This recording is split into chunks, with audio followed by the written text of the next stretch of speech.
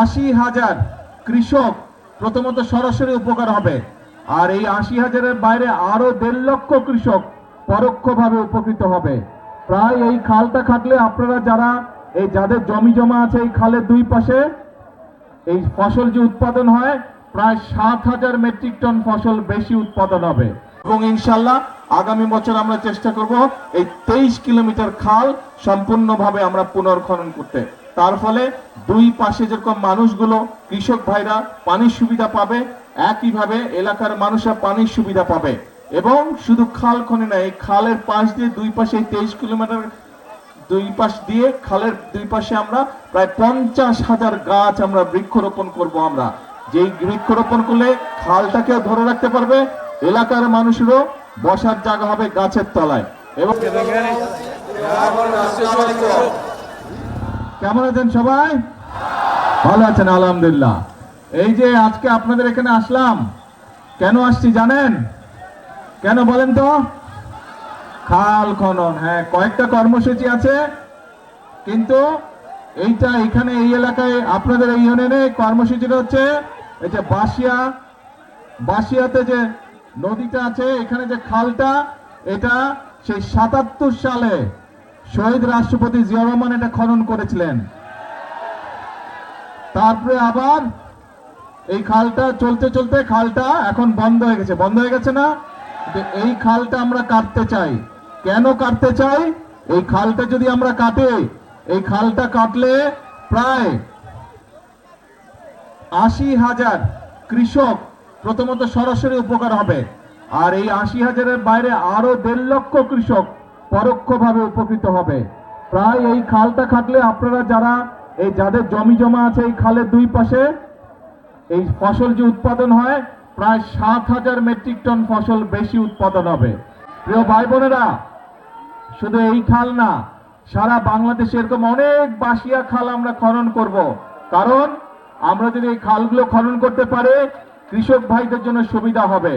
আপনারা দেখেছেন এই সরকার হচ্ছে কৃষক বান্ধব সরকার। আমরা মনে আছে এই যে নির্বাচনের সময় যখন এসেছিলাম, তখন আমি বক্তব্যে বলেছিলাম যে বিএনপি সরকার গঠন করতে পারলে আমরা কৃষক ভাইদেরকে কৃষি কার্ড প্রদান করব। আপনারা নিশ্চয়ই সংবাদপত্রে দেখেন যে আমরা কিন্তু এর কাজ শুরু করেছি টাঙ্গাইল থেকে। গত মাসের 14 তারিখে আমি কৃষক কার্ডের এই উদ্বোধনীটা করেছি। তারপরে এখন ধীরে ধীরে সারা বাংলাদেশের কৃষক ভাইদেরকে আমরা কৃষক কার্ড পৌঁছে দিব। এই কৃষক কার্ডের মাধ্যমে অনেকগুলো সুবিধা আমরা কৃষক ভাইদেরকে দিব। তাদেরকে ঋণের সুবিধা দিব, তাদেরকে সার বীজ কীটনাশকের সুবিধা আমরা সরকার থেকে সরাসরি দিতে পারবো। আর সবচেয়ে বড় যে সুবিধাটা, তারা বছরে 2,500 টাকা পাবে, যেটা দিয়ে তারা নিজেরা কীটনাশক ওষুধ বলেন, বীজ বলেন, এই জিনিসগুলো তারা সরাসরি কিনতে পারবে। সরকার থেকে সরাসরি আমরা তাদেরকে এই অর্থ সাহায্যটা করব কৃষক ভাইদেরকে। এর মধ্যে আপনারা দেখেছেন আমি কিন্তু বলেছিলাম যে বিএনপি সরকার গঠন করতে পারলে কৃষক ভাইদের যাদের 10,000 টাকা পর্যন্ত কৃষি ঋণ ছিল, আমরা সুদ সহ সেটা মওকুফ করব। নির্বাচনের আগে করেছিলাম এটা, কিন্তু নির্বাচনের পরে আমরা 10 দিনের মধ্যে কিন্তু আমাদের কথাটা আমরা রেখেছি। আমরা সরকারের যে 10,000 টাকা পর্যন্ত কৃষি ঋণ ছিল 12 লক্ষ কৃষকের, এই 12 লক্ষ কৃষকের কৃষি ঋণটা আমরা সরকার থেকে মওকুফ করে দিয়েছি সুদ সহ। কাজেই আমরা চাই এই দেশের কৃষক ভাইরা ভালো থাকুক, আমরা চাই গ্রামের মানুষরা ভালো থাকুক, গ্রাম সহ সব মানুষই ভালো থাকুক। কিন্তু যেহেতু বাংলাদেশের অধিকাংশ মানুষ গ্রামে বসবাস করে, মেজরিটি মানুষ গ্রামে বসবাস করে, এই জন্য এই মেজরিটি মানুষ যাতে দেশে ভালো থাকতে পারে, সেটি হচ্ছে আমাদের লক্ষ্য, সেটি হচ্ছে আমাদের উদ্দেশ্য। সেই জন্য প্রিয় ভাই বোনেরা, আমরা বলেছিলাম যে আমরা খাল খনন শুরু করব। দেখেন আজকে এই এলাকা আমরা এই বাসুয়া খাল খননের মাধ্যমে, পুনর্খননের মাধ্যমে খাল খননের কাজ শুরু করলাম। এর মধ্যে দেশের অনেকগুলো জায়গায় প্রায় 60টার মতন জেলায় এর মধ্যে খাল খনন শুরু হয়ে গেছে। এই খাল খনন এবারই শেষ হবে না, এটা প্রায় 40 কিলোমিটার, তার মধ্যে 23 কিলোমিটার খাল আমরা পুনর্খনন করব। এবং এই 23 কিলোমিটার খাল পূরণ করতে আমাদের 2টো শুকনো মৌসুম লাগবে। এই এখন শুরু হলো, কিন্তু এখন তো বর্ষা শুরু হয়ে গেছে, এবছর তো আর শেষ হবে না, কিন্তু এই বছর নভেম্বর থেকে আবার আমরা খাল খনন শুরু করব শুকনা মৌসুমটা শুরু হলে। এবং ইনশাল্লাহ আগামী বছর আমরা চেষ্টা করব এই 23 কিলোমিটার খাল সম্পূর্ণভাবে আমরা পুনর্খনন করতে। তার ফলে দুই পাশে যেরকম মানুষগুলো কৃষক ভাইরা পানির সুবিধা পাবে, একইভাবে এলাকার মানুষরা পানির সুবিধা পাবে।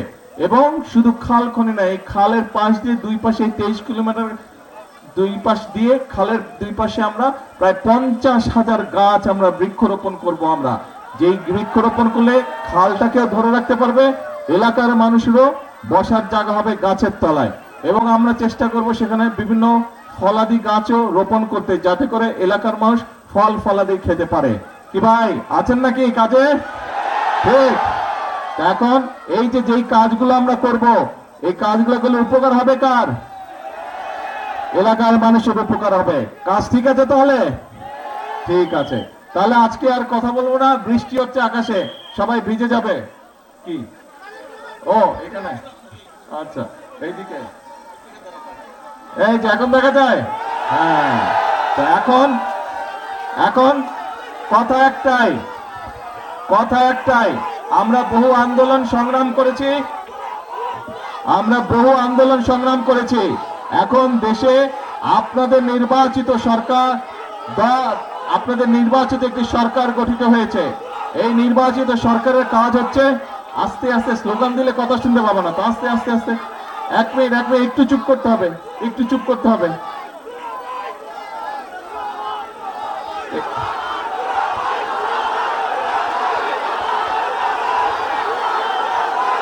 তো দুলাভাইকে কথা বলতে না দিলে তো দুলাভাই যাবে গিয়া যাই, আমি কথা বলবো না, যাব?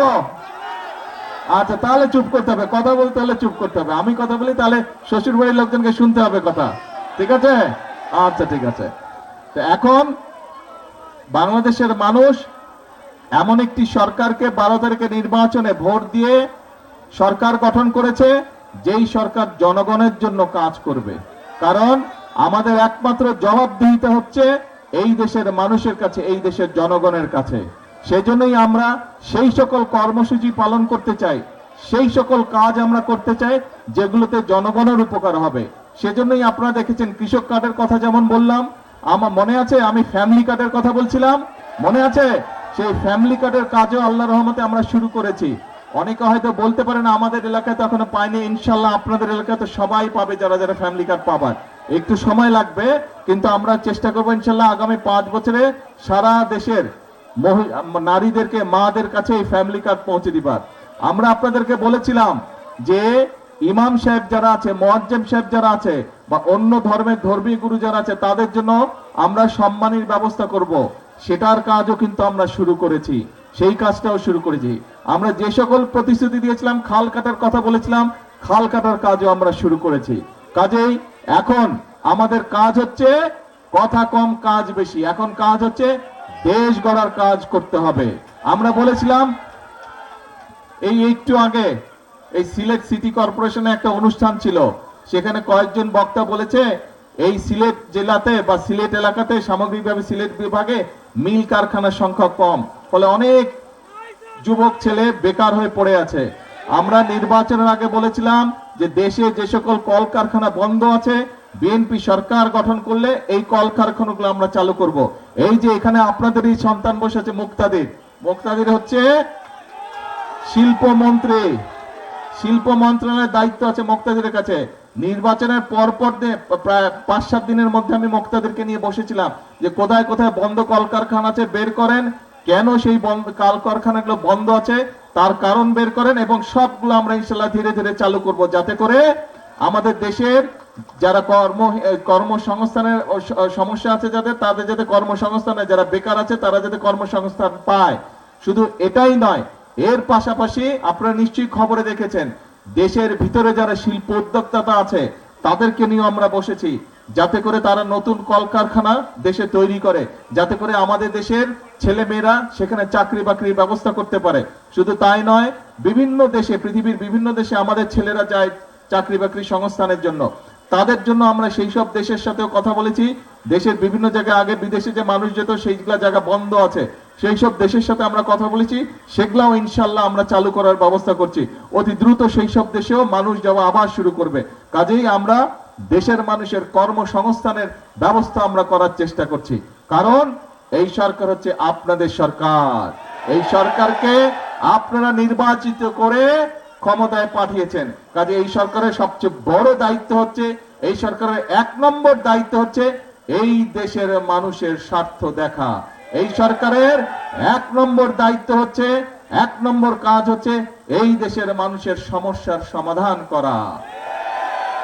ইনশাআল্লাহ আপনারা যদি আমাদের সাথে থাকেন, আপনারা যদি আমাদের পাশে থাকেন, ইনশাআল্লাহ বাংলাদেশকে আমরা ইনশাআল্লাহ সামনের দিকে এগিয়ে নিয়ে যাব। বাংলাদেশকে অন্য যেগুলা উন্নত দেশ আছে তাদের পাশাপাশি ইনশাআল্লাহ আমরা দাঁড় করাতে সক্ষম হব, আমরা সবাই মিলে যদি কাজ করি। সেই জন্যই আমি সব সময় একটা কথা বলি, আল্লাহ তাআলা বলে দিয়েছেন আমি সেই জাতিকেই সাহায্য করি যারা নিজেদেরকে সাহায্য করে, বলছেন আল্লাহ তাআলা। কাজে আসেন, আমাদের কথা একটাই কথা, সেটা হচ্ছে কাজ কাজ আর কাজ। সেজন্যই আমরা বলি করব কাজ, তারপরে কে করব কাজ, সবার আগে বাংলাদেশ। আসেন কাজ করব, নিজের দেশকে আমরা নিজেরা ইনশাআল্লাহ গড়ে তুলব।